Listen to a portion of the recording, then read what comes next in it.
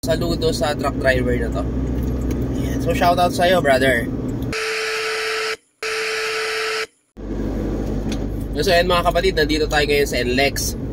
So ito na naman yung issue no, ng mga truck na nasa fast lane. Kasi ang sinasabi ng mga tropa nating truck driver ay kaya daw nasa gitna yung truck na to dahil sa status no ng mga puno. Kung makikita natin mga kapatid, madaming puno no, na sasayad nga naman. Most likely sasayad yan sa taas ng truck na to pag pumunta dun sa outer lane, sasayad sa mga puno.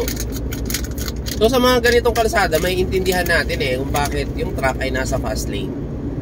Ayan. Ay para may idea din kayo, kasi bash ng bash yung iba kung bakit yung truck ay nandito sa fast lane. So ayan, no, ulitin ko ha, kaya yan nandito para hindi sumayad sa mga puno na nasa outer lane. Pero sana kung wala na rin naman puno, kagaya niyan, 3 lane na to mga kapatid So kung wala na sana ang puno, pumunta na siya dun sa sa kanyang designated or official lane. Ayan. Ayan. So dito tayo sa fast lane, sa kaliwa ang fast lane. Ayan. So ang galing saludo sa truck driver na to. Ayan. So shoutout sa iyo, brother.